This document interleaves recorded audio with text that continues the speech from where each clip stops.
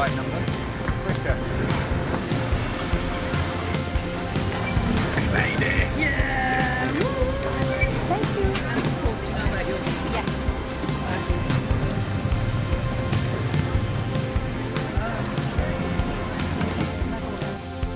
He is arguably the most famous person in history. Over 2 billion people claim to follow him. That's 1/3 of the world's population. He's represented in art and literature more than any other figure. Time magazine called him the most influential person who has ever lived. But who is Jesus?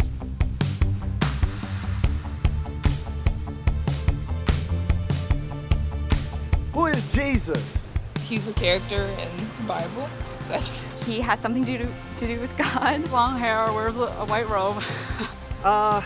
I don't know. Actually, I don't know how to answer that. I've never personally met him, but I know a lot of people have. He was a prophet, one of them, one of the many. A nice guy from the Middle East. I believe Jesus is the Son of God. An everyday guy. A man of conviction.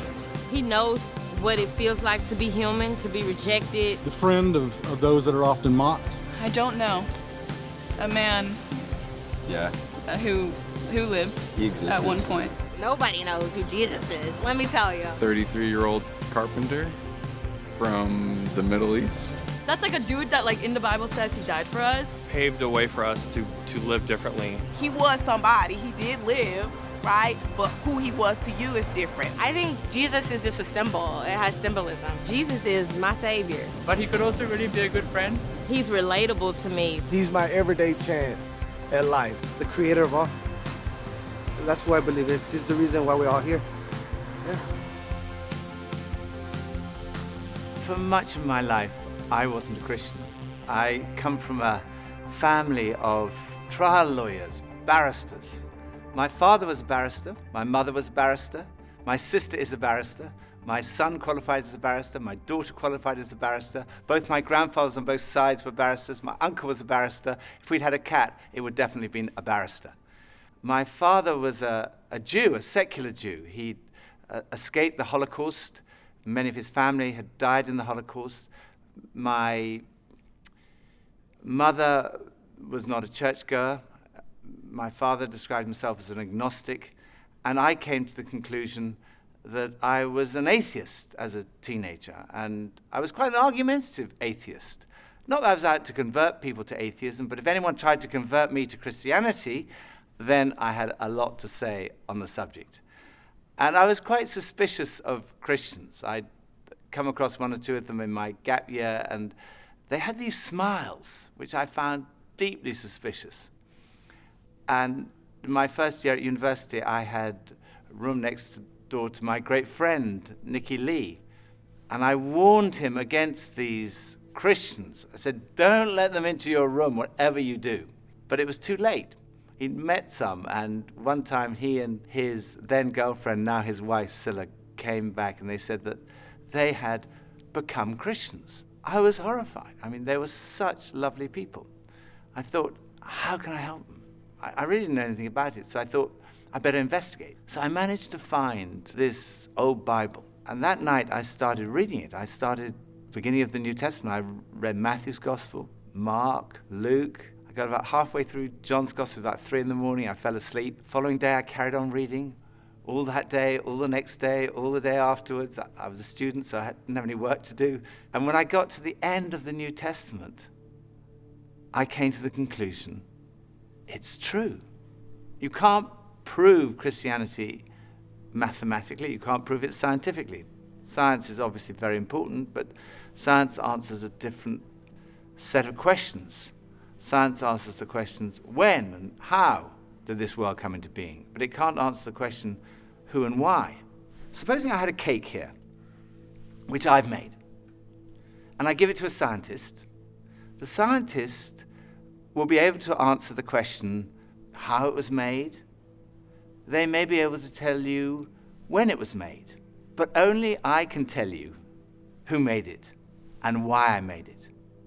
Only the creator of the cake can do that. Only I can tell you, I made that cake.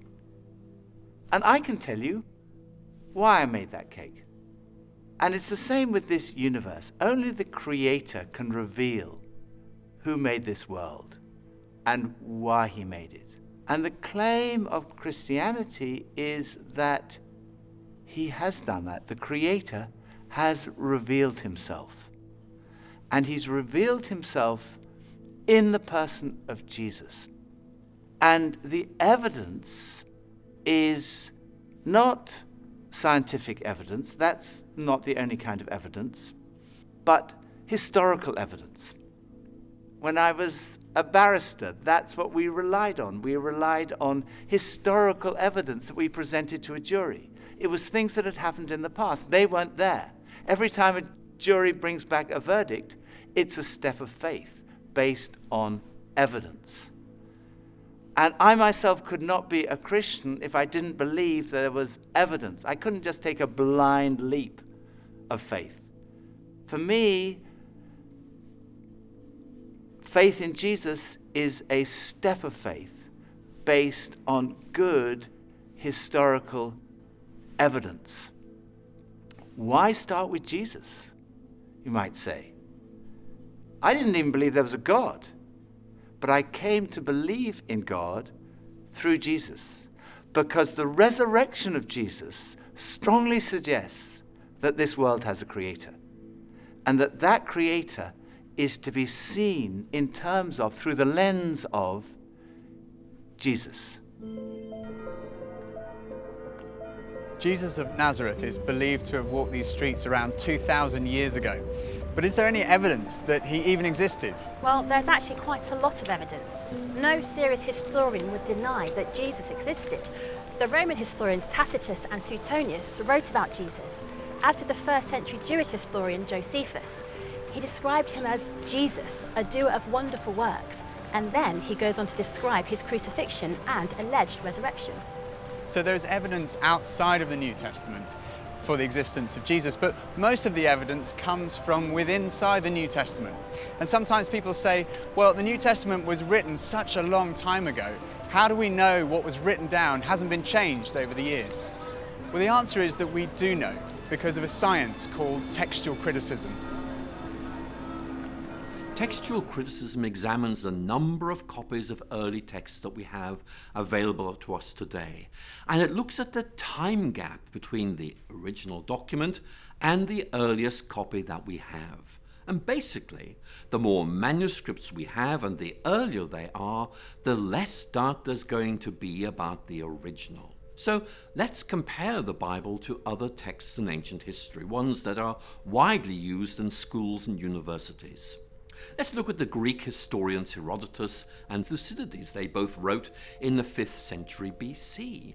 But the earliest copy of their writings that we have dates from AD 900, and that makes a 1300-year time lapse. And even then, we only have 8 copies of these manuscripts in the first place.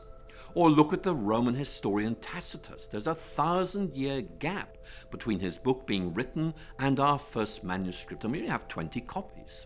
Or another classic, Caesar's Gallic War, 950 years between the book being written and our first manuscript copy. And even then, we only have 9 or 10 copies of these manuscripts. Again, with Livy's famous History of Rome, a 900-year gap between the book being written and our first manuscript, and we only have 20 copies of this. But when it comes to the New Testament, well, it's very different. The New Testament was written between about 40 and 100 AD, and we have manuscript evidence going back as early as 130 AD, and full manuscripts by 350 AD. And we have more than 5,300 Greek manuscripts, 10,000 Latin translations, and 9,300 others. So, we can be pretty confident in the accuracy, the authenticity, and the integrity of the New Testament scriptures that have been passed down to us today. The remarkable thing about the Bible is there's such a short chronological distance between the events being described and our first manuscripts. So in many ways, the Bible scholars are in a very fortunate position of being able to check these things out and finding that they are much more reliable than, for example, some of the alternatives you're looking at. And as a scholar, I am more than happy to say, I trust this, I take it very, very seriously, I rely on it. Professor F.J.A. Hort, one of the greatest scholars in the area of textual criticism, concluded that, in the variety and fullness of the evidence on which it rests, the text of the New Testament stands absolutely and unapproachably alone amongst ancient prose writings, and no secular historian would disagree with that conclusion. So we know from evidence outside and inside the New Testament that Jesus existed. But who was he? Well, we know that he was fully human. He had a human body. He ate, he drank, he sweated, he got tired, he suffered pain. And he had human emotions, love, joy, sadness, and human experiences. He had the experience of growing up in a family, of education, of having a job, of being tempted. And he experienced bereavement and suffering and torture and even death. Many today would say, okay, he was a human being, but only a human being. Maybe he was a great religious teacher, but no more than that. Others would say he was much more than that. Bono, the lead singer of the band U2, has said, "I don't think you're led off easily by saying he was a great thinker or philosopher, because actually he went around saying he was the Messiah. That's why he was crucified. He was crucified because he said he was the Son of God. So he either, in my view, was the Son of God or he was nuts. And I find it hard to accept that all the millions and millions of lives, half the earth, for nearly 2,000 years, have felt their lives touched and inspired by some nutter. I don't believe it." He went on to say, "I believe that Jesus was the Son of God." What evidence is there to suggest that Jesus was more than just a great religious teacher? There are two parts to this argument. The first is, what did Jesus think about himself? Because if Jesus didn't think he was God, that's the end of the argument. But if he did, the second part of the argument is, was he right? So, what did Jesus say about himself? First piece of evidence is the fact that his teaching was centered on himself. Most great religious teachers point away from themselves. They say, don't look at me, look at God. Jesus, who personified humility in pointing people to God, pointed to himself. He said, look at me, come to me. We've talked about this search for meaning and purpose, that feeling of like a spiritual hunger that other things don't quite satisfy. Jesus said, I am the bread of life. I'm the one who can satisfy that spiritual hunger. Addiction is a major problem in our society. Jesus said, if the Son, in other words, if he himself sets you free, you will be free indeed. Then there's all the stuff we carry around, worry, anxiety, guilt, fear. Jesus said, come to me, all you who are weary and burdened, and I will give you rest. He said, if you receive me, you receive God. If you welcome me, you welcome God. If you've seen me, you've seen God.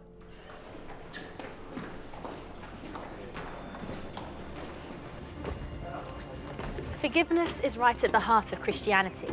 Jesus went up to people and said, your sins are forgiven. Now, if someone sins against you, then you can forgive them, but you can't just walk up to anyone and say your sins are forgiven. When Jesus said that, the lawyers said, who can forgive sins but God alone? But Jesus claimed to be able to do that. In fact, Jesus said that he came to give his life so that people could be forgiven.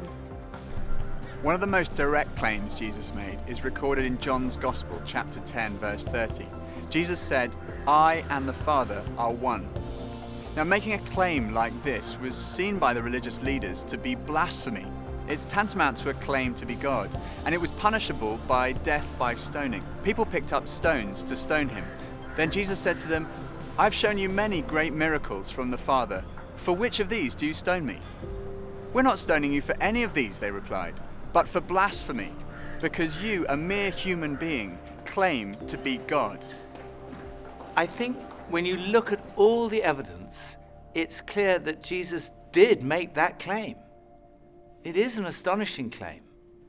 And a claim like that needs to be tested. If you think about it, there are only three possibilities. It was not true, and Jesus knew perfectly well it wasn't true, in which case he was a fraud. Or it was not true, and he simply didn't realize it. He genuinely thought he was the Son of God, in which case he was deluded. I think we'd say he was insane. But logically, there is only one other possibility, and that is, it's true, he was telling the truth. C.S. Lewis, Cambridge professor, best known as the author of the Chronicles of Narnia, he put it like this: a man who was merely a man and said the sort of things Jesus said would not be a great moral teacher. He'd either be insane or else he'd be the devil of hell. You must make your choice. Either this man was and is the Son of God, or else insane or something worse. But let's not come up with any patronizing nonsense about his being a great human teacher. He hasn't left that open to us. He didn't intend to. So was Jesus right in what he said about himself? What evidence is there to support his claims? Well, the first piece of evidence is his teaching. Much of the New Testament records numerous occasions where crowds gather to hear Jesus teach. And on one occasion, on a mountain like this, more than 5,000 people gathered to listen to the teaching of Jesus.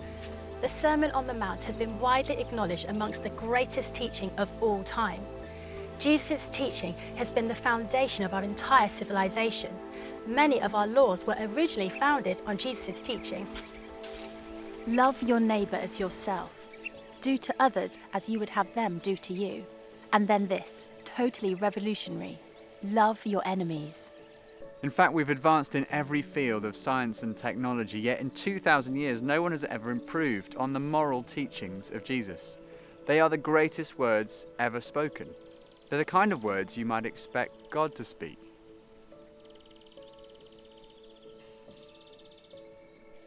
Another thing that marked Jesus' life was his love for the marginalized, feeding the hungry, healing the sick. His character has impressed millions who wouldn't call themselves Christians. Time magazine called him the most persistent symbol of purity, selflessness, and love in the history of Western humanity. He was a person in whom even his enemies could find no fault, and whose friends said that he was without sin. It's been said that our character is truly tested when we're under pressure or in pain. And when Jesus was being tortured, he said, "Father, forgive them, for they do not know what they're doing." Another piece of evidence is his fulfillment of Old Testament prophecy. No one else in history has had a whole collection of books written about them before they were born. Jesus fulfilled over 300 Old Testament prophecies, 29 of them in a single day. Of course, it could be suggested he was a kind of clever con man who set out deliberately to deceive people. He read all these prophecies and he thought, right, I'm going to go through and I'm going to fulfill them all in my life.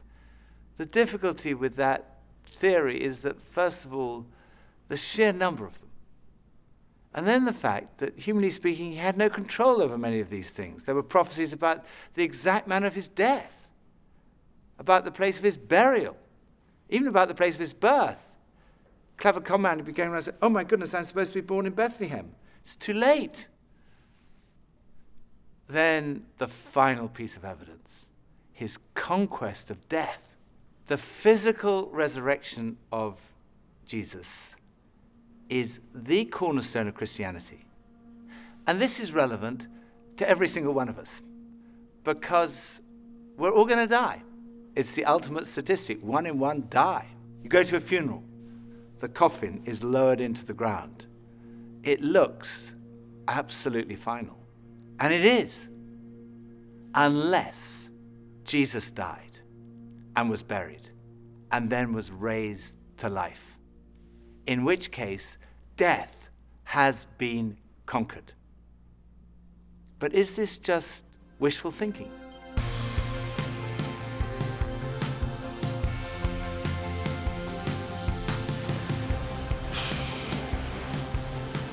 I don't know. I don't know if I believe that. Do I believe he rose from the dead? Sure. Possibly, if he wanted to. I mean, are we talking in a physical sense or are we talking in a metaphorical sense? No. It's mythological. Even though I'm Greek Orthodox and we're big on that. Yeah, sure. If he rose to dead, like, great. Definitely. Me, no. Yes. I don't have an answer.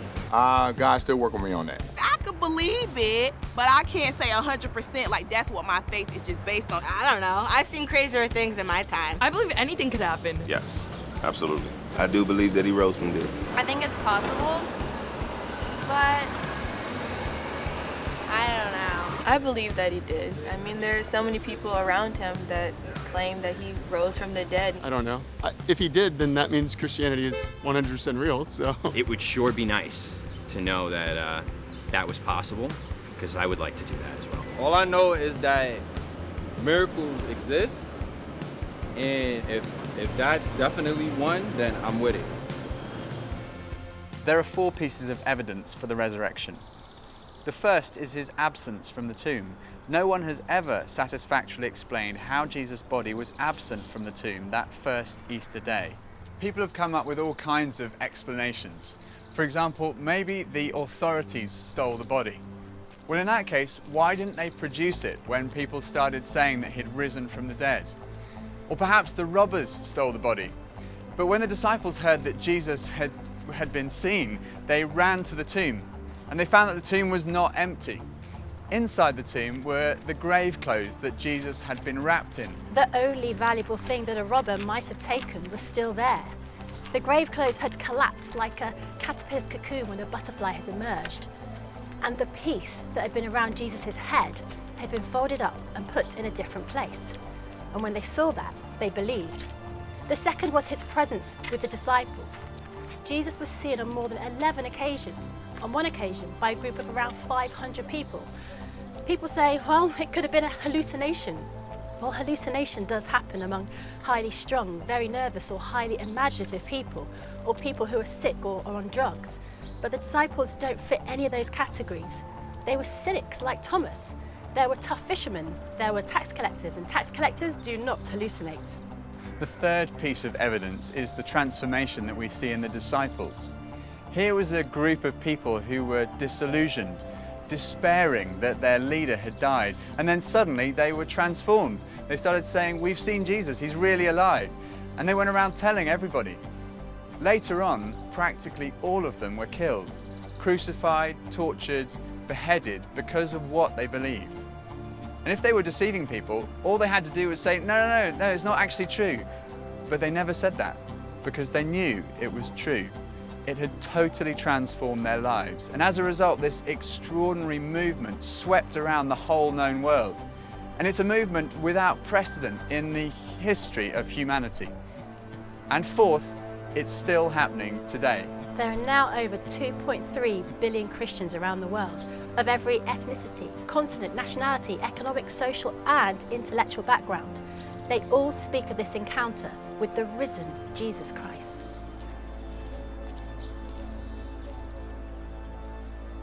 So what are we to make of Jesus? It seems to me clear that Jesus really did claim to be a man whose identity was God. And when we look at the evidence of his teaching, his life, his character, his fulfillment of prophecy, his resurrection, to say he was insane or a fraud seems to me absurd, illogical, actually unbelievable. On the other hand, it provides the strongest possible supporting evidence that what Jesus said about himself was true. And when I looked at the evidence, when I read the New Testament, I came to the conclusion it is true. I didn't want to become a Christian because I thought if I became a Christian, life would be totally miserable from that moment onwards. So I tried to put it off. I thought I'll put off becoming a Christian to my deathbed. And then I realized that would not be intellectually honest. So very reluctantly, I kind of said, okay. Yes. And at that moment, I can still remember that moment so clearly. It dropped from here, from my head, being convinced it was true, to here in my heart, having an experience of a relationship with Jesus.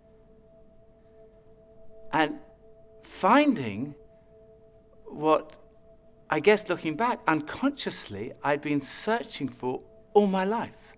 Something that provided ultimate meaning and purpose to my life. It was the very last place on earth that I expected to find it.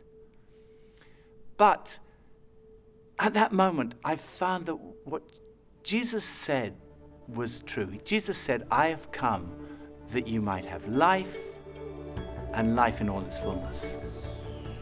It really is true that God has revealed himself in Jesus. Jesus really is who he claimed to be. Jesus really did rise from the dead. There is hope beyond this life. There is hope for this life. Right now, in this life, in an encounter with Jesus, we find life and life in all its fullness.